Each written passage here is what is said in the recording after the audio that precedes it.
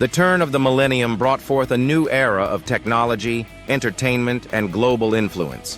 As the world stood on the precipice of change, one man found himself at the center of it all. His name was Jonathan "Johnny" Everett, and in the year 2000, he was the most recognized, celebrated, and influential person on the planet. Johnny Everett was not born into fame. His early life was that of an ordinary child growing up in New York City. The youngest of 3 children, he had always possessed an uncanny ability to captivate an audience. His charisma was undeniable, his smile infectious, and his words carried weight beyond his years. In his teenage years, he dabbled in acting, music, and even a bit of technological entrepreneurship. By the late 1990s, Johnny had built a reputation in various fields. His voice was smooth and commanding, leading him to become a sought-after radio personality. But it was his leap into television that skyrocketed him to unprecedented fame. Hosting the most-watched talk show of the late 90s, The Everett Hour, he brought together celebrities, politicians, and innovators for candid and entertaining discussions. The world tuned in religiously, eager to see who Johnny would interview next. Yet Johnny Everett was more than just a talk show host. He was a cultural phenomenon.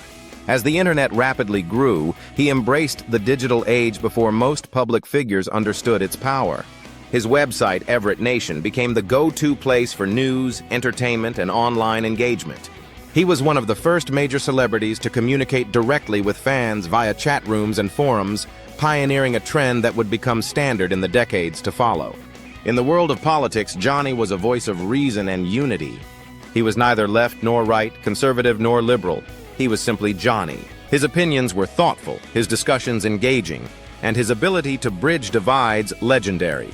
Political leaders from Bill Clinton to Tony Blair sought his advice, and when he spoke on world issues, people listened. His impact extended to the entertainment industry, where he became a mentor and advocate for rising stars.